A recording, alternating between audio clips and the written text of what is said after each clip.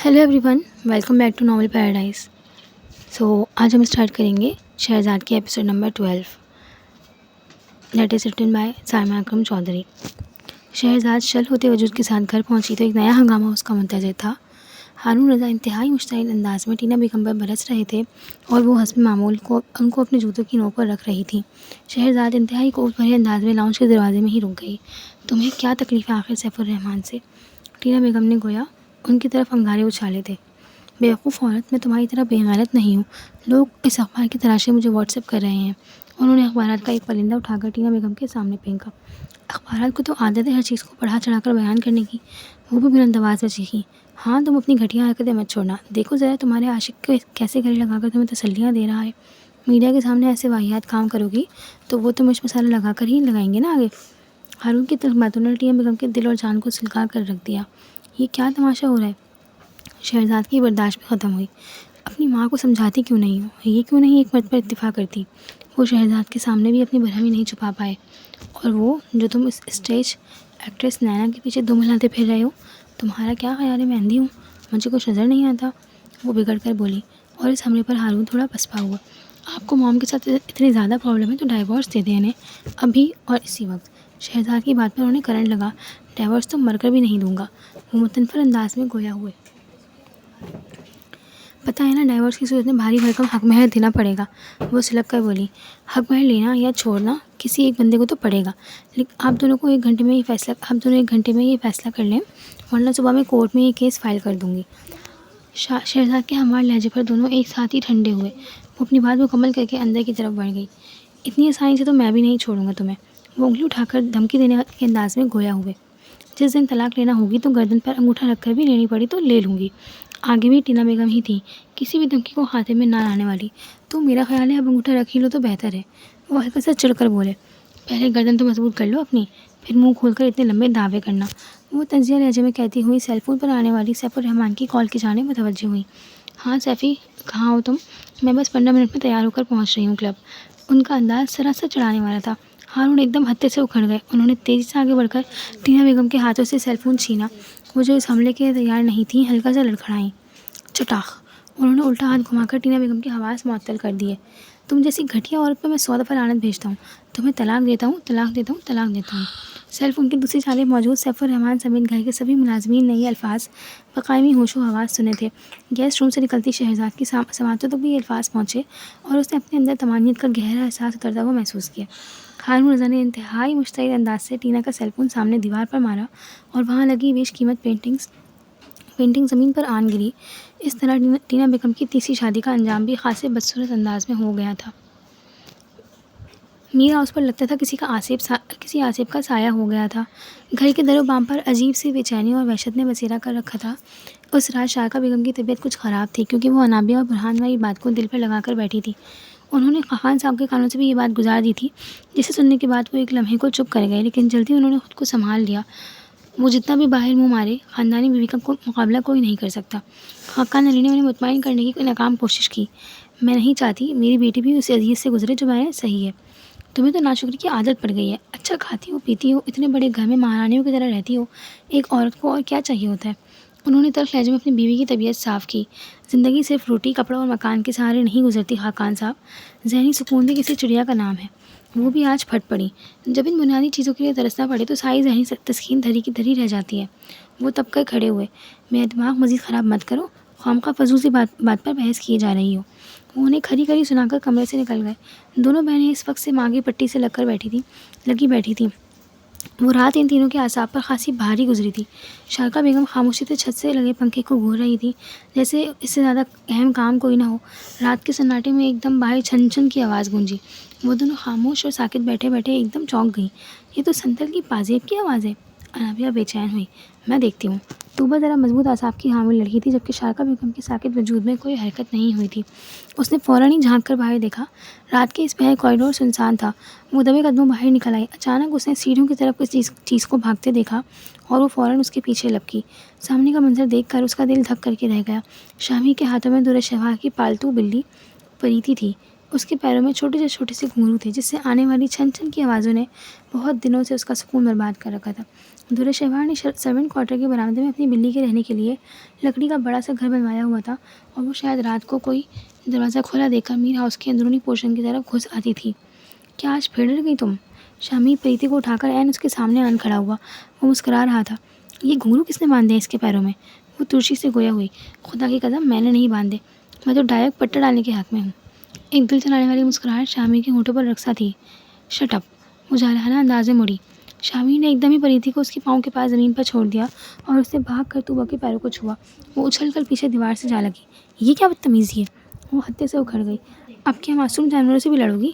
وہ عین اس کے سامنے آن کھڑا ہوا اور دونوں ہاتھ سینے پر لپیٹ کر اسے بغور دیکھنے لگا۔ اس گھر میں موجود انسان بھی کون سا درندوں سے کم ہے؟ وہ تلخ لہجے میں کہہ کر اپنے کمرے کی طرف بڑھی، لیکن شامیر نے جلدی سے اس کا بازو پکڑ کر پیچھے کی طرف گھسیٹا۔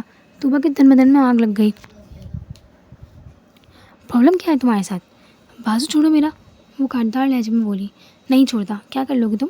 شامی کی ضبط کی تنابیں بھی ڈھیلی پڑ گئیں۔ کس کا غصہ مجھ پر نکالتی ہو؟ میرے پاس تمہاری فضول باتوں کا کوئی جواب نہیں ہے۔ وہ اس کی بات پر تلخی سے مسکرایا۔ کتنی سنگ دل ہو تم! اسی لیے تو کہتی ہوں کسی اور دیوار میں جا کر اپنا سر مارو، مجھ سے سوائے تلخیوں کے کچھ نہیں ملے گا تمہیں۔ اس کی آواز بھرا گئی۔ تم سے جو کچھ مل سکتا ہے مجھے، دنیا کی کوئی اور لڑکی نہیں دے سکتی۔ وہ نرمی سے اس کا بازو پکڑ کر لاؤنج کے صوفے پر لے آیا۔ یہاں بیٹھو اور سچ سچ بتاؤ کیا مسئلہ ہے؟ ہو سکتا ہے ہم دونوں مل کر اس کا حل نکال لیں۔ اس کے لب کانپ رہے تھے اور وہ اپنے اشکوں پر قابو پانے کی بھرپور کوشش میں ناکام ہو رہی تھی۔ شامیر نے اس کے سبھی چہرے کو غور سے جانچا۔ ایک دفعہ کھل کر رو لو، یقین مانو دل بہت ہلکا ہو جائے گا۔ اس کا لہجہ دنیا جہاں کی نرمی اپنے دامن میں سموئے ہوئے تھا۔ طوبا جو کہ خود سے لڑتے لڑتے تھک چکی تھی، اچانک ہی سب کا دامن کھو بیٹھی۔ وہ شامیر کے شانے سے سر ٹکائے رو دی، اور سیڑھیاں چڑھ کر اوپر والے پورشن میں آتی ہوئی تاجدار بیگم نے یہ منظر انتہائی ناگواری سے دیکھا۔ یہ کیا ہو رہا ہے یہاں رات کے 2 بجے؟ ان کے ماتھے پر بڑے بل ان کے اندرونی جذبات کی بھرپور عکاسی کر رہے تھے۔ طوبا اور شامیر دونوں سٹپٹا گئے۔ طوبا تو بکھلا کر جلدی سے اپنے کمرے کی طرف بڑھ گئی، جبکہ تاجدار بیگم کے عین سامنے کھڑا شامیر اب بالکل پرسکون تھا۔ ٹینا بیگم اور ہارون رضا کی ڈائیورس کی خبر کو میڈیا نے بریکنگ نیوز کی طرح نشر کیا تھا۔ ہر چینل پر ٹینا بیگم کے خلاف زہر اگلتے ہوئے ہارون رضا کو دیکھنا کم از کم شہزاد کے اعصاب کے لیے ایک بڑا امتحان تھا۔ تبھی وہ ٹی وی بند کر کے ہاسپٹل چلی آئی اور وہاں اس نے اپنے کندھے پر تازہ بینڈیج کروائی۔ ہاسپٹل سے گھر تک کے راستے میں اس نے کئی بار ہمت کی کہ وہ ٹینا بیگم کو کال کر کے تھوڑی تسلی دے، لیکن ہر دفعہ سیل فون اٹھانے کے بعد اس کی ہمت جواب دے دیتی اور تنگ آ کر اس نے اپنا یہ ارادہ ملتوی کر دیا۔ اس کی گاڑی ٹینا ہاؤس کے طویل روش پر بڑے ہموار انداز میں چلتی ہوئی پورچ میں آن رکی۔ اس کا خیال تھا کہ اس طرح کے بعد ٹینا بیگم زیادہ نہ چاہیے چھوٹے موٹے ڈپریشن کا شکار تو ضرور ہوں گی، لیکن لاؤنج کا دروازہ کھولتے ہی اسے خوشگوار حیرت کا جھٹکا لگا۔ ٹینا بیگم سامنے رکھے کاؤچ پر بڑے مزے سے کھیرے کا ماس سجائے لیٹی ہوئی تھی، اور ان کے پارلر کی ایک ورکر بڑی دلجمی سے ان کا مینیکیور کر رہی تھی۔ اسے دیکھتے ہی ورکر نے سلام کیا تو انہیں بھی اس کی موجودگی کا احساس ہو گیا۔ شہری، کیا کہا ڈاکٹرز نے؟ کتنے دن بینڈیج ہوگی؟ وہ اس کے لیے فکر مند تھی، لیکن ان کی آنکھیں ابھی بھی بند تھیں۔ بس 2-4 دن اور، اس نے آہستگی سے جواب دیا۔ چلو اچھا ہے، اور یہ بتاؤ ارتضیٰ نے مزید کچھ بتایا رومی والے معاملے کا؟ آپ ارتضیٰ کو چھوڑیں، یہ بتائیں ٹی وی دیکھا ہے آپ نے؟ اس نے ہلکا سے جھجک کر پوچھا۔ ہاں، ہارون رضا کی بکواس چل رہی ہے ہر چینل پر۔ آپ سے تو کسی نے رابطہ نہیں کیا؟ بہت سارے جرنلسٹ اور اینکرز نے کیا۔ انہوں نے کھیرا اپنی آنکھوں سے اتار کر اپنی پریشان بیٹی کو دیکھا۔ تو وہ فکرمند انداز میں ایک قدم آگے بڑھی۔ میں نے سوچا یہ خبیث آج اپنی بھڑاس نکال لے، میں کل اس کی بھیانک شکل دنیا والوں کو دکھاؤں گی، لیکن اس سے پہلے اپنی ڈینٹنگ پینٹنگ بھی تو ضروری ہے نا، آخر کو لوگ ہمارا چہرہ ہی تو دیکھتے ہیں۔ وہ مسکرا رہی تھی۔ ایک دفعہ تو شہزاد کو لگا جیسے ان کا ذہنی توازن بگڑ گیا ہو۔ میرا خیال ہے موم اس چیپٹر کو کلوز کر دیں تو بہتر ہوگا، اس نے صاحب گوئی سے مشورہ دیا۔ ایسے تو نہیں، اب ایک دفعہ تو مطلب چکا کر ہی رہوں گی۔ ٹینا بیگم کے ارادے سے خطرناک لگے۔ وہ دل ہی دل میں کرتی ہوئے اپنے کمرے کی طرف بڑھ آئی۔ جیسے ہی اس نے اندر قدم رکھا، اس کے سیل فون کی گھنٹی بجی۔ وہ حمزاد کی کال اٹینڈ کرتے ہوئے ہلکی سی ہچکچاہٹ کا شکار ہوئی، کیونکہ اسے لگا جیسے وہ بھی سادہ ترین سانحہ پر بات کرے گا، اور وہ کم از کم اس کے ساتھ اپنی ماں کی پرسنل لائف کو ڈسکس کرنا نہیں چاہتی تھی۔ لیکن پھر کچھ سوچ کر اس نے کال ریسیو کر لی۔ مجھے لگا تمہیں میری ضرورت ہے، اس نے بغیر سلام دعا کے کہا۔ حمزاد کے اس جملے پر اس نے بمشکل ایک لمبا سانس لے کر خود کو کمپوز کیا۔ ضروری نہیں جو تمہیں لگے وہ ہر دفعہ ٹھیک ہی ہو، تم سے 1000 دفعہ کہہ چکا ہوں تمہارے متعلق میں جب بھی کوئی بات کرتا ہوں پورے وثوق سے کرتا ہوں۔ وہ بلا کا پرتماد تھا۔ کوئی ضروری بات کرنی ہے تو بتاؤ، میں اس وقت ایک کیس اسٹڈی کر رہی تھی، اس نے صاحب گوئی سے کہا۔ اگر تم یہ حاکم فیملی کے ٹمبر مافیا کا کیس ہے تو بہتر ہوگا اس پر اپنا دماغ خرچ مت کرو۔ کیا مطلب؟ وہ چونکی۔ وہ کیس صبح شجاع غنی واپس لے لے گا۔ حمزاد کے منہ سے نکلنے والے اس فقرے نے اس کے پیروں کے نیچے سے زمین کھینچ لی۔ کیوں؟ تم پر کوئی تازہ تازہ وہی اتری ہے؟ اس کے لہجے میں طنز کی بلا کی کاٹ تھی۔ نہیں، آج شام تمہارے موکل کے گھر میں میر حاکم علی کے بندوں کی بارات اتری ہے۔ وہ ہلکے پھلکے انداز میں گویا ہوا۔ کیا؟ شہزاد کے دماغ میں خطرے کی گھنٹی بجی۔ مجھے سمجھ نہیں آئی تم کہنا کیا چاہتے ہو؟ دیکھو شہزاد، ہر انسان کی کوئی نہ کوئی قیمت ہوتی ہے، اور شجاع نے اپنا ضمیر 1 کروڑ میں فروخت کر دیا۔ کل تم تک بھی اطلاع پہنچ جائے گی۔ حمزاد کی اس اطلاع پر وہ ششدر رہ گئی۔ شہزاد کو اپنا وجود کسی طوفان میں آئے ہوئے تنکے کی مانند لگا۔ او مائی گاڈ، کس نے بتایا آپ کو؟ وہ بکھلا گئی۔ اس بات کو چھوڑیں، صبح شجاع غنی کیس واپس لے لے گا اور ساتھ میں ایک پریس کانفرنس کر کے میر خاقان سے معافی بھی مانگے گا۔ وہ اس کے کانوں میں سوٹ پھونک رہا تھا۔ شہزاد کی اپنے سیل فون پر گرفت مضبوط ہوئی۔ وہ اتنی چیپ حرکت کیسے کر سکتا ہے؟ میں نے اتنی محنت کی تھی اس کیس پر۔ اسے حقیقتاً دھچکا لگا۔ ہاں، تم نے اچھی کوشش کی، اور اگر شجاع غنی اپنے پیروں پر کھڑا رہتا تو ایک دفعہ تو میر فیملی کی بنیادوں کو ہلا دیتا۔ وہ اسے تسلی دینے کے انداز میں کہہ رہا تھا، لیکن اس کے تمام الفاظ اس قیامت کا مداوع کرنے سے قاصر تھے جس سے اس وقت وہ گزر رہی تھی۔ میں شجاع کو ایسا کرنے نہیں دوں گی۔ اس کی زبان پھسلی۔ جب ضمیر بک جائے تو پھر دنیا کی کوئی بات کسی پر اثر نہیں کرتی۔ وہ اسے سمجھانے کی کوشش کرنے لگا۔ مجھے بہت افسوس ہو رہا ہے۔ شہزاد کا رنجیدہ لہجہ گواہ تھا کہ وہ سچ کہہ رہی تھی۔ میں فون بند کر رہی ہوں، تھوڑا کام ہے مجھے۔ اس کو خود پر قابو پانے میں دقت کا سامنا کرنا پڑ رہا تھا۔ وہ اس کی کیفیت سمجھ گیا، اسی لیے خاموشی سے فون بند کر دیا۔ وہ جان سکتا تھا کہ اپنے کریئر کے آغاز میں یہ دھچکا اس کے لیے کتنا برا ثابت ہو سکتا ہے۔ وہ بیڈ کی پشت سے ٹیک لگا کر افسردہ انداز میں بیٹھ گئی۔ اس کے دماغ میں آندھیاں سی چل رہی تھیں۔ اتنا تو وہ جانتی تھی کہ حمزاد کی اطلاع 100% کنفرم ہوگی، لیکن اس کے باوجود اس کا دل و دماغ اس بات کو ماننے کے لیے راضی نہیں ہو رہا تھا۔ اسی وقت اس کے سیل فون کی ٹیکسٹ ٹون بجی۔ اس نے بوجھے سے انداز میں اسکرین پر دیکھا۔ حمزاد کا میسج تھا۔ شہزاد، بہتر ہوگا تم شجاع غنی والے معاملے کو ایسے ہی ہینڈل کرو جیسے تمہاری موم نے ہارون رضا کو کیا۔ Go to the hell.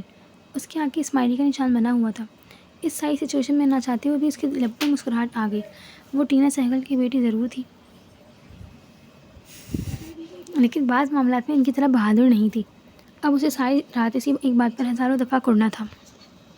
اسلام آباد کا موسم کافی بدل چکا تھا۔ فضاؤں میں ہلکی سی خنکی کا احساس بھر گیا تھا۔ وہ مناہل اور برہان کے ساتھ کنسرٹ میں پہنچی تو اس کا موڈ خاصا خوشگوار تھا۔ وہ مناہل کے ساتھ اچھی خاصی بے تکلفی اور دوستی گانٹنے میں کامیاب ہو چکی تھی۔ سریلی آنکھوں والے، سنا ہے تیری آنکھوں سے بہتی ہیں نیندیں اور نیندوں میں سپنے۔ وہ تینوں اندر داخل ہوئے اس وقت راحت کی خوبصورت آواز پورے ہال میں گونج رہی تھی۔ درشوار کے دل میں شدت سے یہ خواہش جاگی کہ کاش اس وقت ہادی بھی ان کے ساتھ ہوتا۔ اس کنسرٹ کی انتظامیہ میں برہان کا ایک اسٹوڈنٹ تھا، اسی لیے ان تینوں کو دوسری ڈرام میں بڑے آرام سے سیٹس مل گئی تھی۔ پروگرام بہت زبردست تھا۔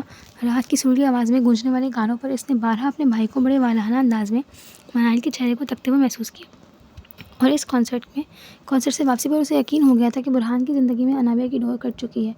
اسے کچھ لمحے کے لیے افسوس ضرور ہوا، لیکن اگلے ہی لمحے وہ سر جھٹک کر ہادی کے سپنے بننے لگی۔ اسے یقین تھا کہ مناہل اپنے دل کی بستی کو آباد کرنے کی خاطر اس کے لیے کچھ نہ کچھ ضرور کرے گی۔ موسم تو آج کا بہت غضب کا ہے۔ برہان نے سر اٹھا کر آسمان کو دیکھا، جہاں بجلی کی چمک کے ساتھ بہت سی بوندیں زمین پر برسنے کو بےتاب تھیں۔ وہ تینوں جیسے ہی گاڑی کے پاس پہنچے، مناہل کے سیل فون کی مترنم گھنٹی بجی۔ اس نے مسکراتے ہوئے کال اٹینڈ کی اور بغیر سلام دعا کے شروع ہو گئی۔ ہاتھی کے بچے، اتنا خوبصورت پروگرام تم نے مس کر دیا۔ کتنی منتیں کی تھی میں نے کہ وقت نکال کر آ جاؤ۔ ہادی کا نام سنتے ہی درشوا کے کان کھڑے ہو گئے۔ اس کا روم مجسم سماعت بن گیا۔ برہان گاڑی کا دروازہ کھول کر ڈرائیونگ سیٹ پر بیٹھ گئے اور درشوا کو ہاتھ کے اشارے سے آگے بیٹھنے کو کہا۔ آپ آگے چلی جائیں پلیز۔ درشوا نے مناہل کو مخاطب کیا۔ وہ جو اپنی کال پر مصروف تھی اس کی بات پر مسکرائی۔ Thank you. اس نے سر خم کر کے اس کا شکریہ ادا کیا اور بڑے بے تکلف انداز میں اگلی سیٹ سنبھال لی، جیسے یہ اس کا پیدائشی حق ہو۔ بکواس بند کرو ہادی، تمہیں اگلے ہفتے ہر صورت آنا ہوگا ورنہ میں خفا ہو جاؤں گی۔ وہ بڑے مان بھرے انداز میں اس پر دھونس جما رہی تھی۔ اچھا زیادہ لیکچر دینے کی ضرورت نہیں، ابھی بزی ہوں میں کچھ فرینڈس کے ساتھ، گڈ بائے۔ اس نے مسکراتے ہوئے فون بند کیا۔ مناہل تم سے بڑا ہے وہ، لیکن کتنی بدتمیزی سے بات کرتی ہو اس سے۔ برہان نے مسکرا کر اسے ٹوکا۔ اتنا بھی بڑا نہیں جتنا بننے کی کوشش کرتا ہے، اس نے بے نیازی سے کہا۔ کبھی ملواؤں نا اس سے۔ برہان کی بات پر درشوار بری طرح سے چونکی۔ اس کا مطلب یہ تھا کہ برہان بھی نہیں جانتے تھے کہ مناہل کا بھائی کون ہے۔ ہاں کیوں نہیں۔ مناہل نے مسکرا کر پیچھے مڑ کر دیکھا۔ درشوار کیسا لگا آج کا کنسرٹ؟ انجوائے کیا؟ بہت زیادہ، تھینک یو، یہ سب آپ کی وجہ سے ہوا۔ درشوار نے مسکرا کر اسے جواب دیا۔ بس ٹھیک ہے، نیکسٹ ٹائم پھر دوبارہ انوائٹ کروں گی تمہیں۔ اس نے خوش دلی سے کہا تو درشوار بھی مسکرا کر سیٹ کی پشت سے ٹیک لگا کر بیٹھ گئی۔ انوائٹ کرنے کی ضرورت ہی نہیں پڑے گی، میں اس کا ایڈمیشن کروا رہا ہوں یونیورسٹی میں۔ برہان نے اس کی معلومات میں اضافہ کیا۔ That's great. وہ مسکرائی۔ درشوا خاموشی سے ان دونوں کی نوک جھوک سننے لگی۔ اسے 2 ملاقاتوں میں یہ اندازہ ہو گیا تھا کہ برہان اور مناہل کی بہت زیادہ انڈرسٹینڈنگ تھی، لیکن اس کے باوجود برہان نے اسے نابے کے بارے میں نہیں بتایا تھا۔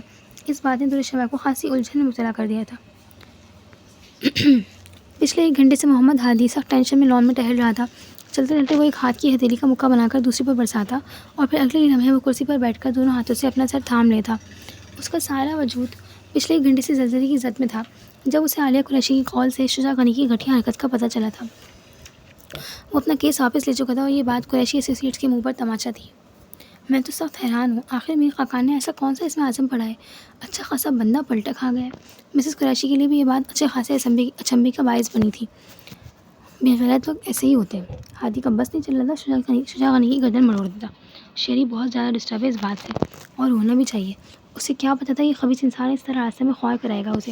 ہادی نے فوراً اس کی حمایت کی۔ میں نے تو بہت سمجھایا اسے، پریکٹیکل لائف میں ایسی چیزیں ہوتی رہتی ہیں، لیکن کریئر کے آغاز میں کم لوگوں کے ساتھ ایسا ہوتا ہے ممی، ہادی نے سنجیدگی سے کہا۔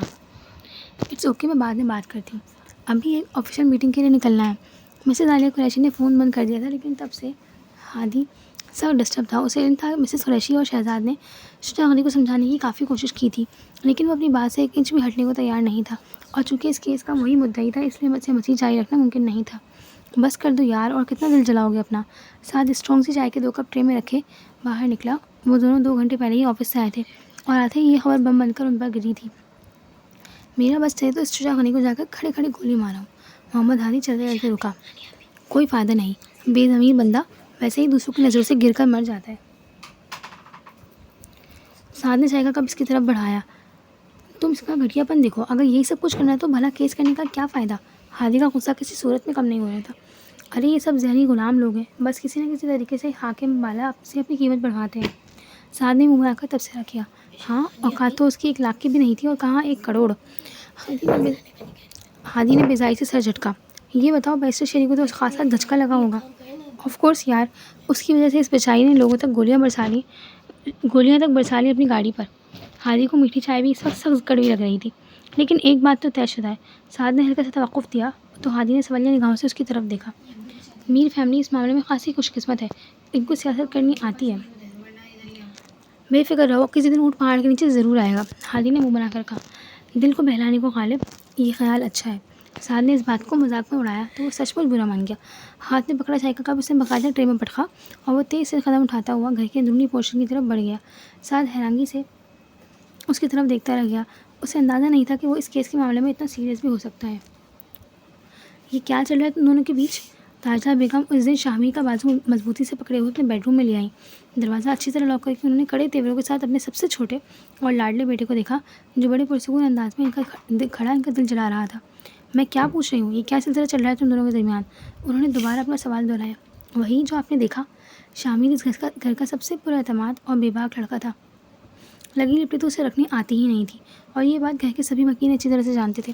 اس کا جواب سنتے ہی تاجدہ بیگم کو ایک جھٹکا لگا۔ ان کا خیال تھا کہ وہ اپنی بات سے مکر جائے گا۔ شادی کرنا چاہتا ہوں میں طوبہ سے۔ شامی کی اگلی بات نے اس کا دماغ گھما دیا۔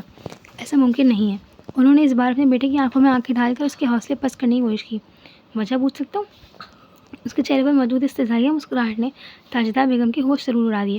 تمہارے داجی نمیرہ کے لیے سوچے بیٹھے ہیں۔ تاجدہ بیگم کی بات پر وہ بدک کے پیچھے ہٹا اور ماں کی طرف یوں دیکھا جیسے انہوں نے اس صدی کی سب سے عجیب بات سنا دی ہو۔ نمیرہ اور میں؟ اس نے ہاتھ کی انگلی سے اپنی طرف اشارہ کیا اور تصدیق چاہی۔ ہاں تم دونوں۔ انہوں نے قدرے خفیف سے انداز سے اپنے بیٹے کی طرف دیکھا۔ سوال ہی پیدا نہیں ہوتا، صاف منع کر دیں میری طرف سے۔ ان کے باغیانہ انداز پر تاجدہ بیگم جھنجھلا گئی۔ بیوقوف لڑکے، اس گھر میں وہی ہوتا ہے جو تمہارے داجی چاہتے ہیں۔ ہاں تو وہ اس گھر میں جو کچھ مرضی کریں، میں نے کون سا منع کیا انہیں؟ لیکن وہ اپنی بات کرتے کرتے رکا۔ لیکن کیا؟ تاجدہ بیگم کے چہرے پر تفکر کے سائے ابھرے۔ اپنی زندگی سے کھیلنے کہا کسی کو نہیں دوں گا میں، چاہے وہ میرا سگا باپ یا اس کا باپ ہی کیوں نہ ہو۔ اس کا زہرخند لہجہ اور 2 ٹوک انداز اس کی ماں کے دل و دماغ میں خطرے کی گھنٹی بجا گیا۔ شامل نے اپنی بات مکمل کی اور غصے سے پاؤں پٹکتا ہوا کمرے سے نکل گیا۔ تاجدہ بیگم کا دل دھک کر کے رہ گیا۔ وہ پریشانی سے بیٹھ گئیں۔ شہزاد نے صبح صبح ارتضیٰ حیدر کے ساتھ اس کے آفس پہ چھاپا مارا۔ وہ اچانک اسے سامنے دیکھ کر ہڑبڑا کر اٹھا۔ وہ بغیر کسی اطلاع کے وہاں پہنچی تھی۔ اس کے چہرے کے تاثرات دیکھ کر وہ ہلکی سی خجالت کا شکار ہوئی۔ آئی ایم سوری، میں آپ کو انفارم نہیں کر سکی۔ It's okay. ہادی نے ان دونوں کو بیٹھنے کا اشارہ کیا۔ چائے لیں گی یا کافی؟ کچھ بھی نہیں ہے، ہمیں شجاع غنی کے گھر کا ایڈریس چاہیے۔ وہ تو آپ یہاں کے پولیس اسٹیشن میں فون کر کے ایسے سے بھی لے سکتے تھے۔ ہادی نے مسکرا کر ارتضیٰ کو جواب دیا، میر حاکم علی کے علاقے کے تھانے میں ایسی کوئی بات ہو اور ان تک نہ پہنچے، ایسا ممکن نہیں۔ اس دفعہ جواب ارتضیٰ کی طرف سے آیا تھا، وہ شاید اسی لیے ایسا پولیس یونیفارم میں نہیں تھا۔ میرا آفس بھی انہی کے علاقے میں ہے۔ ہادی نے ہلکے پھلکے انداز میں انہیں چھیڑا، آپ اگر میں ماریہ قریشی کے بیٹے نہ ہوتے تو شاید ہم اس آفس سے بھی 100 میل کے فاصلے سے گزرتے۔ اس دفعہ جواب شہزاد کی طرف سے آیا تھا۔ اس نے مسکرا کر سامنے بیٹھی لڑکی کی طرف دیکھا جس سے اس کی والدہ بہت زیادہ امپریس تھی۔ میں ساتھ چلوں یا ڈرائیور کو بھجوا دوں؟ جیسا آپ مناسب سمجھیں۔ میرا خیال ہے آپ لوگ ہی ہو آئیں، کیونکہ ہو سکتا ہے میں اسے دیکھ کر اپنا غصہ کنٹرول نہ کر پاؤں۔ اس کی صاحب گوئی پر درود شہوار نے حیرانگی سے اس کی طرف دیکھا۔ وہ کیوں؟ اس کا تو بس نہیں چل رہا تھا کہ شجاع غنی کو مال روڈ پر پھانسی کے پھندے پر لٹکا دے۔ کمپیوٹر پر کام کرتے ساتھ نے پہلی دفعہ گفتگو میں حصہ لیا۔ آپ تو اس کیس کو لے کر مجھ سے بھی زیادہ جذباتی نکلے۔ شہزاد مسکرائی، اور میں ماریہ قریشی کے بیٹے سے اسی چیز کی توقع کر رہا تھا۔ ارتضیٰ حیدر نے مسکراتے ہوئے تبصرہ کیا تو ایک مسکراہٹ نے ہادی کی لبوں کا بھی احاطہ کیا۔ شہزاد اور ارتضیٰ دونوں اس کے ڈرائیور کے ساتھ شجاع کے گھر کے لیے نکل گئے تھے، لیکن اس کیس کے حوالے سے ان کے ستارے شاید گردش میں تھے، اسی لیے شجاع غنی کے گھر کے دروازے پر ایک بڑا سا قفل ان کا منہ چرا رہا تھا۔ وہ لوگ تو کل ہی پنڈی شفٹ ہوئے ہیں، یہ اطلاع ان کے پڑوسی کی طرف سے ملی۔ اوہ شٹ! شہزاد جھنجھلا کر دوبارہ گاڑی میں آن بیٹھی۔ پنڈی کا ایک ایڈریس ڈھونڈنا بھی مشکل نہیں، میں اسے پتال سے بھی نکال لاؤں گا۔ ارتضیٰ نے اسے تسلی دی، لیکن کیا فائدہ، آج شام وہ پریس کانفرنس کرنے والا ہے، ہمیں اس سے پہلے ملنا چاہیے تھا اس سے۔ شہزاد کے لہجے میں مایوسی طرح آئی، مجھے لگتا ہے وہ میر حاکم کے اسلام آباد والے گھر میں ہوگا۔ ارتضیٰ کی بات پر وہ چونکی۔ آپ کو ایسا کیوں لگ رہا ہے؟ یہ فیملی بہت شاطر ہے، انہیں اندازہ ہوگا کہ ہم لوگ اس سے رابطہ کرنے کی کوشش کریں گے، اسی لیے انہوں نے اسے انڈر گراؤنڈ کروا دیا۔ ارتضیٰ کی بات میں دم تھا، تبھی وہ اس سے متفق ہوئی، لیکن اس کیس میں نہ صحیح کسی اور میں اس خاندان کو لوہے کی چنے ضرور چبواؤں گی میں۔ شہزاد کا لہجہ تنفر میں ڈوبا ہوا تھا۔ پروفیشنل لائف میں اتنا پرسنل ہونا اچھا نہیں ہوتا۔ ارتضیٰ نے گاڑی اسٹارٹ کرتے ہوئے سنجیدگی سے کہا، شاید نہ ہوتی اگر انہوں نے میری گاڑی پر فائرنگ کروا کر مجھے دھمکانے کی کوشش نہ کی ہوتی۔ اس کے پاس بھی اپنی بات کا بہترین جواز موجود تھا۔ اینی ہاؤ، میں اس کیس میں ہی نہیں، ہر کیس میں آپ کے ساتھ ہوں۔ ارتضیٰ کا لہجہ مانی خیز تھا، لیکن وہ اس وقت سوچوں کے ازدحام میں الجھی ہوئی تھی، اسی لیے نوٹ نہیں کر پائی۔ ان دونوں کی گاڑی اب مریا ایکسپریس وے کی جانب دوڑ رہی تھی۔ مونیکا نے سیل فون پر ذوالفقار کا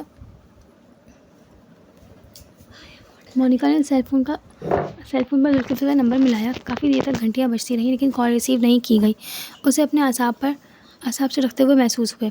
پچھلے 3 دن سے وہ یہ نمبر 12 ملا چکی تھی، لیکن کبھی پاور آف ملتا اور کبھی بیل جاتی تو اٹینڈ نہیں کیا جاتا۔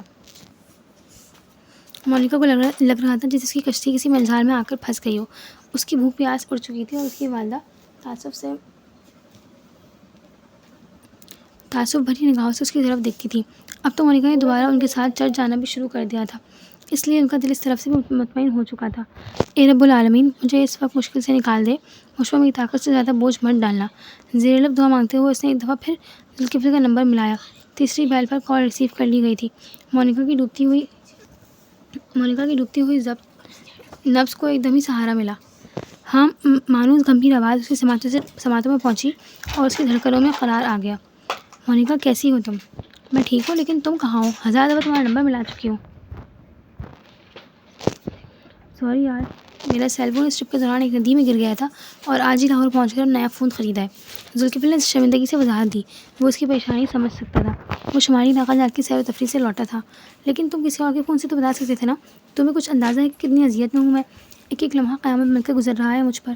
ہونٹوں پر پھسلتی نمکینی کو محسوس کر کے اسے علم ہوا کہ وہ رو رہی تھی۔ آئی ایم سو سوری یار۔ دوسری طرف وہ جان چکا تھا کہ وہ رو رہی ہے۔ پلیز مونیکا، چپ کر جاؤ، میں بہت گلٹی فیل کر رہا ہوں۔ تم بتاؤ میں کیا کروں؟ میکائل پاکستان آ رہا ہے۔ پرحدت قطرے مسلسل مونیکا کی گالوں پر پھسل رہے تھے۔ میری مانو، تم فوراً لاہور آ جاؤ، ہم یہاں کچھ نہ کچھ کر لیں گے۔ ذوالفقار نے اس کی ڈوبتی ہوئی نبض کو زندگی بخشی۔ اس وقت اس کے کمرے کے دروازے پر دستک ہوئی۔ مونیکا نے پھرتی سے فون بند کیا اور جلدی سے آنکھیں صاف کر کے دروازہ کھولا تو سامنے اس کی چھوٹی بہن کھڑی تھی۔ دروازہ لاک کر کے تم کیا کر رہی تھی؟ وہ مشکوک ہوئی۔ کچھ نہیں، کپڑے چینج کرنے لگی تھی۔ مونیکا خود کو سنبھال چکی تھی، ویسے بھی ذوالفقار سے بات کر کے وہ اب ذہنی طور پر پرسکون تھی۔ باہر آ کر دیکھو، ممی اور پاپا میں اس وقت جھگڑا ہو رہا ہے۔ وہ فکر میں انداز میں گویا ہوئی۔ کیوں؟ مونیکا کو سخت حیرانگی ہوئی، کیونکہ مارتھا اور جارج میں بلا کی ہم آہنگی تھی، اس لیے ان دونوں کو کبھی لڑتے ہوئے نہیں دیکھا تھا۔ وہ جلدی سے باہر نکل آئی۔ سامنے لاؤنج میں کھڑا جارج چیخ رہا تھا، بیوقوف عورت، تم یہ کیوں نہیں دیکھ رہی ہو کہ وہ گھر کتنا سستا مل رہا ہے؟ میں ساری زندگی کرائے کے گھروں میں دھکے نہیں کھا سکتا، اور تم یہ بات کیوں نہیں سمجھ رہے ہو کہ اس گھر کے برابر میں مسجد ہے؟ مارتھا جھنجھلا کر گویا ہوئی۔ تو کیا چرچ کے آس پاس مسلمانوں کے گھر نہیں ہوتے؟ جارج کو بتحاشا غصہ آ رہا تھا۔ مونیکا کو دیکھ کر وہ تھوڑا دھیما ہوا۔ تم اپنی ماں کو سمجھاؤ، تھوڑا عقل سے کام لے۔ اتنی مناسب قیمت میں اتنا اچھا گھر مل رہا ہے جو میں اس کی فضول منطق کے پیچھے نہیں چھوڑ سکتا۔ انہوں نے اپنی سب سے بڑی بیٹی کو بھی اس معاملے میں شریک کیا۔ یہ تو طرفداری کرے گی ہی۔ مارتھا کے طنز پر مونیکا کا رنگ اڑا۔ وہ تمہاری طرح احمق نہیں ہے۔ جارج نے فوراً اپنی بیٹی کی حمایت کی۔ ممی، اگر گھر اچھا ہے تو خرید لینے میں کوئی قباحت بھی نہیں۔ وہ محتاط انداز میں گویا ہوئی۔ دیکھا، میں نے کہا تھا نا، یہ تو باپ کی چہیتی ہے، اس کی ہر بات پر حمایت کرنے والی۔ مارتھا اب اس سے بھی خفا ہو گئی تھی۔ اس کی چھوٹی بہن بھی کمرے میں آ گئی تھی۔ ممی، لینے دینا پاپا کو گھر، یہ بھی تو دیکھیں کتنی سالوں سے ہم رینٹ پر رہ رہے ہیں۔ اچھا ہے نا، اپنا گھر ہو جائے گا۔ لو، اس کی کمی تھی وہ بھی پوری ہو گئی۔ مارتھا نے بزائی سے اپنی چھوٹی بیٹی کی طرف دیکھا جو باپ کے بالکل ساتھ جا کر بیٹھ گئی تھی، جبکہ بیٹی کی طرفداری نے جارج کا موڈ خوشگوار کر دیا تھا۔ اب بتاؤ کیا کہتی ہو؟ وہ مسکرا رہے تھے۔ ظاہر اب تو وہی ہوگا جو باپ بیٹیاں چاہیں گی۔ مارتھا نے ہتھیار ڈال دیے تھے۔ مونیکا فوراً اٹھی اور محبت سے ماں کے گلے میں بازو ڈال دیے۔ میں ممی کے ساتھ ہوں، جیسا وہ چاہیں گی وہی ہوگا۔ اس نے ماں کو مسکا لگایا۔ میں تو فی الحال یہی چاہتی ہوں، جہاں بھی جاؤں پہلے تمہارا فرض ادا کر دوں۔ پوچھے میکائل سے کب کی فلائٹ ملی ہے اسے؟ وہ ہلکا سا منہ بنا کر بولی۔ مونیکا کی ان کے گلے میں گرفت ڈھیلی ہو گئی اور ساتھ ہی اس کا چہرہ بھی تاریک ہو گیا۔ فی الحال تو تم لوگ پیکنگ اسٹارٹ کر دو، اب جو ہوگا نئے گھر میں جا کر ہوگا۔ جارج اپنی بیوی کے مان جانے پر خوش تھا۔ اس کا بہت سالوں سے اپنا گھر خریدنے کا خواب پورا ہونے جا رہا تھا۔ اس نے پردہ سکھا کر کھڑکی کے پٹ وا کیے۔ اس گھر میں انہیں 36 گھنٹے سے زائد وقت گزر چکا تھا۔ وہ رات جو خدشات اور وہموں سے شروع ہوئی تھی، اس کا اختتام بہت خوبصورت انداز میں ہوا تھا۔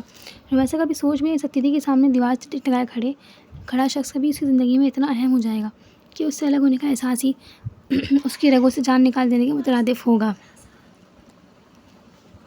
ایک ناآسودگی کا جال جس میں وہ ہمیشہ سے قید تھی، اسے وہاں سے آزادی مل گئی تھی۔ ایسی خوشی تھی جس نے اسے نہال کر دیا تھا۔ رومیسا سر جھکائی یوں بیٹھی تھی جیسے اس شخص کے سامنے کبھی بھی سر اٹھا نہیں سکے گی۔ لہو گرما دینے والی اس کی نظریں رومیسا کے چہرے کو سلگانے لگی۔ ہمیں اب اس گھر کو چھوڑنا ہوگا رومیسا۔ اس کی نرم آواز رومیسا کے سماعتوں تک پہنچی۔ رومیسا کو اپنا نام اس سے پہلے اتنا معتبر اور پیارا کبھی بھی محسوس نہیں ہوا تھا۔ اس نے سر اٹھا کر دھندلائی ہوئی آنکھوں سے اس کی طرف دیکھا۔ اس کی آنکھوں میں بڑھنے والے آنسو اس شخص کو تکلیف دے رہے تھے۔ میں کوشش کروں گا تمہارے ساتھ، اگر کچھ اچھا نہ کر سکوں تو میرا وعدہ ہے کبھی برا بھی نہیں کروں گا۔ تم مجھے چھوڑ کر کہاں جاؤ گے؟ اس نے آنسو سے در چہرہ اٹھایا۔ اگر اس طرح روگی تو شاید کبھی نہیں جا پاؤں گا۔ وہ رخ موڑ کر ڈریسنگ کے شیشے کے عین سامنے جا کھڑا ہوا۔ اور اگر میں نہ جانا چاہوں تو؟ وہ شدید بے بسی محسوس کر رہا تھا۔ مجھے افسوس ہے کہ میں ابھی زندگی کے اس مقام پر ہوں جہاں شاید تمہارے لیے کچھ نہ کر پاؤں۔ اس کے دل گرفتہ انداز پر رومیسا کی آنکھوں کی روشنی مدھم ہوئی۔ وہ شکست خوردہ انداز میں اس کے سامنے آن کھڑا ہوا۔ میں تمہارا انتظار کر سکتی ہوں۔ وہ ان لمحات میں ایسا محسوس کر رہی تھی جیسے کئی صدیوں کی مسافت طے کر چکی ہو۔ اگر حالات کے گرداب میں پھنس گیا تو کیا کرو گی؟ اس لمحے میں رومیسا کو خاصا بے رحم لگا۔ پھر وہ اطراف محبت کیوں کیا تم نے؟ کیوں میری پرسکون زندگی میں اپنے نام کا پتھر پھینکا؟ پہلے کیا کم تھی اذیتیں جو تم بھی ڈالنے چلے آئے؟ وہ جیسے ہوش میں آ کر ہذیانی انداز میں چیخی۔ سب لوگ میرے ساتھ ایسا ہی کرتے ہیں، کسی کو مجھ پر ترس نہیں آتا۔ وہ دھواں دار انداز میں رو پڑی۔ اس کا دل کٹ کر رہ گیا۔ وہ فوراً اس کے پاس بیٹھا اور نرمی سے اس کا ہاتھ پکڑا جو اس نے ناراضی سے چھڑا لیا۔ ایسا مت کرو میرے ساتھ۔ وہ التجائیہ نگاہوں سے اس کی طرف دیکھ رہا تھا۔ اسی وقت اس کے سیل فون کی گھنٹی بجی۔ اس نے جلدی سے فون اٹینڈ کیا اور اجرت بھرے انداز میں گویا ہوا۔ کہاں ہو تم؟ اوکے، ہم لوگ آ رہے ہیں۔ وہ فون بند کر کے دوبارہ اس کی طرف متوجہ ہوا۔ دیکھو رومیسا، اس نے محبت سے سمجھانے کی کوشش کی، مجھے اب کچھ نہیں دیکھنا۔ وہ کسی ضدی بچے کے انداز میں بسوری تو وہ مسکرا دیا۔ دیکھو، میرا وعدہ ہے تم سے رابطے میں رہوں گا۔ میرا سیل نمبر تمہارے پاس بھی تو ہے۔ جیسے ہی حالات کچھ بہتر ہوں گے تو ہم کوئی نہ کوئی راستہ نکال لیں گے۔ اس نے اپنی انگلیوں کے پوروں سے اس کے آنسو چنے۔ رومیسا نے بے یقینی سے اس کی طرف دیکھا۔ سچ کہہ رہے ہو؟ وہ رندھی ہوئی آواز میں بولی۔ تمہارے اور میرے رشتے میں اب کسی جھوٹ کی گنجائش نہیں نکلتی۔ تم نے اپنی ساری زندگی کی داستان کھول کر میرے سامنے رکھ دی۔ میں مانتا ہوں تمہارا ماضی بہت تلخ ہے، لیکن میں کوشش کروں گا کہ تمہارے مستقبل کو تمہارے لیے آسان اور خوبصورت بنا سکوں۔ رومیسا کا دل اس کی بات پر تھوڑا مطمئن ہوا۔ اس کے لہجے کی سچائی رومیسا کے دل میں خود بخود جگہ بنا چکی تھی۔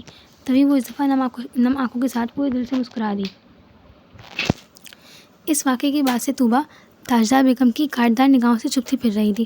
ان کا مزاج سخت برہم تھا اور گھر بھر کے نوکروں کی شامت آئی ہوئی تھی۔ ان کی دونوں دیورانیاں ندرت بیگم اور شارغہ بیگم آنکھوں ہی آنکھوں میں ایک دوسرے سے ان کے خراب موڈ کی اصل وجہ پوچھتی پھر رہی تھی۔ لیکن میر ہاؤس میں سوائے طوبیٰ اور شامر کے کوئی نہیں جانتا تھا کہ وہ آج کل ہر ایک پر اتنا کیوں بگڑ رہی ہیں۔ طوبیٰ بی بی، درشوار باجی کب آئیں گی؟ سندل کی چھوٹی بیٹی سندس نے کمرے کی ڈسٹنگ کرتے ہوئے اسے مخاطب کیا۔ کیوں؟ تمہیں اس سے کوئی کام ہے کیا؟ طوبیٰ کا لہجہ بیزاری میں ڈوبا ہوا تھا۔ کام تو کوئی نہیں ہے جی، لیکن ان کے جانے کے بعد پورا گھر اداس اداس لگتا ہے۔ سندس کی بات پر طوبا نے چونک کر اس کی طرف دیکھا اور ایک خیال نے اس کے ذہن کا احاطہ کیا۔ تمہیں اپنی بڑی بہن سندر یاد نہیں آتی سندس؟ بہت آتی ہیں طوبا بیوی، ہم دو ہی تو بہنیں تھیں ہم۔ سندس کی آنکھیں بھر آئیں اور ڈسٹنگ چھوڑ کر کارپیٹ پر بیٹھ گئی۔ وہ سندر سے 2 سال چھوٹی تھی اور میر ہاؤس میں ذرا کم ہی آتی تھی۔ اپنی ماں اور بہن کی میر ہاؤس میں مصروفیت کی وجہ سے اس نے اپنے گھر اور چھوٹے بہن بھائیوں کی ذمہ داریاں سنبھال رکھی تھی۔ تمہیں کچھ پتہ ہے اس نے خودکشی کیوں کی؟ طوبا نے نظریں چرا کر اس سے پوچھا۔ مجھے صرف اتنا پتہ ہے بیوی جی، وہ کسی چھوٹی موٹی بات پر اتنا بڑا قدم نہیں اٹھا سکتی۔ اسے تو موت سے بڑا ڈر لگتا تھا۔ سندس افسردگی سے گویا ہوئی۔ اس نے کبھی تم سے کوئی بات شیئر نہیں کی؟ میرا مطلب ہے جب وہ نور محل سے واپس آئی تھی۔ طوبا نے آج گڑے مردے اکھاڑنے کی کوشش کی۔ کاش کہ کر لی ہوتی۔ وہ دوبارہ سے اٹھ کر ڈسٹنگ کرنے لگی۔ اگر تمہیں پتہ چلے کہ اسے کسی نے اس کام کے لیے مجبور کیا تھا تو؟ کس کام کے لیے؟ سندس نے حیرانگی سے اس کا چہرہ دیکھا۔ مرنے کے لیے۔ وہ محتاط انداز میں گویا ہوئی۔ میں منہ نوچ لوں گی اس خبیث انسان کا۔ سندس کی لہجے کی بےساختگی اس بات کی گواہ تھی کہ وہ واقعی ایسا کر گزرے گی۔ کیا آپ کو لگ رہا ہے کہ ایسا کچھ ہوا ہوگا؟ سندس بلا کی ذہین تھی۔ وہ ہلکے سے گڑبڑا گئی۔ لو، مجھے کیوں لگنا تھا بھلا؟ وہ صاف مکر گئی۔ چھوڑو تم ان باتوں کو، یہ دیکھ میں کتابیں ذرا ترتیب سے لگاؤ۔ طوبا نے جلدی جلدی سے موضوع گفتگو بدلا۔ ویسے بھی اسے سندس کی کھوجتی ہوئی نظروں سے گھبراہٹ ہو رہی تھی۔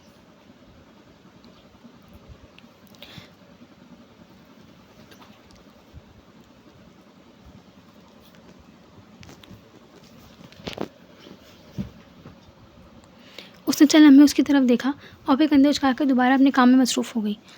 آپ نے مجھے کہا تھا فرسٹ ایئر کی کتابیں لے جانا، میرا میٹرک کا رزلٹ بس آنے ہی والا ہے۔ اس کا دھیان دوسری طرف لگ گیا۔ دیکھ لو ان میں سے جو چاہیے لے جاؤ، طوبا نے اتاہٹ بڑے انداز میں کہا اور بیٹ سے ٹیک لگا لی۔ سندس بڑے شوق اور دلچسپی سے اپنے مطلب کی کتابیں چھانٹنے لگی۔ انگلش، اردو، اسلامیات اور پاک اسٹڈیز کی کتابیں ہی اس کے کام کی تھیں، باقی سائنس سبجیکٹس اسے نہیں چاہیے تھے۔ میں یہ سب لے کر جا رہی ہوں طوبا بیوی۔ سندس سے کتابوں کو چھانٹ کر ایک سائڈ پر کر لیا۔ ہاں لے جاؤ، مجھے اب ان کی ضرورت نہیں۔ طوبا ہنوز آنکھیں بند کیے لیٹی ہوئی تھی۔ اس کا دماغ مختلف سوچوں کی ہماج کا بنا ہوا تھا۔ عبدالشفا کے میر ہاؤس میں نہ ہونے کی وجہ سے راوی چین ہی چین لکھ رہا تھا۔ نمیرہ کے ساتھ اس کی کوئی خاص بنتی نہیں تھی، جبکہ انابیہ یونیورسٹی گئی ہوئی تھی۔ سندس ساری کتابیں اٹھا کر 7 کوارٹر میں لے آئی۔ رات کو گھر کے کاموں سے فراغت پا کر وہ یوں ہی کتابیں کھول کر دیکھنے لگی۔ سندر کی نسبت اسے پڑھائی کا بے تحاشا شوق تھا۔ پاکستانی اسٹڈیز کی کتاب کی جلد تھوڑا خراب تھی۔ وہ اخبار اٹھا کر اس پر کور چڑھانے لگی۔ اس کے چھوٹے بہن بھائی بھی اس کے پاس آ کر بیٹھ گئے۔ وہ کتاب پر کور چڑھانے میں مگن تھی جب ایک چھوٹا سا پرچہ کتاب سے نکل کر اس کی گود میں آن گرا۔ اس نے بے دھیانی میں اٹھایا اور جیسے ہی اس پر نظر دوڑائیں، اس کا دماغ بھگ کر کے اڑا۔ وہ سندر کی لکھائی ہزاروں میں پہچان سکتی تھی۔ سندس کے چہرے کی رنگت متغیر ہوئی۔ جیسے جیسے وہ اس پر نظر دوڑا رہی تھی، ویسے ویسے اس کے دماغ میں حشر برپا ہو رہا تھا۔ اس کا دل اچھل کر حرکت میں آ گیا۔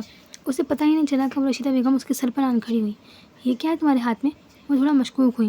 سندل کا رقعہ۔ سندس نے سر اٹھا کر ماں کی طرف دیکھا۔ اس کی آنکھیں آنسو سے بھری ہوئی تھیں، جبکہ رشیدہ بیگم ہکا بکا انداز میں اس کی طرف دیکھ رہی تھی، جیسے اس کی بات سمجھنے سے قاصر ہوں۔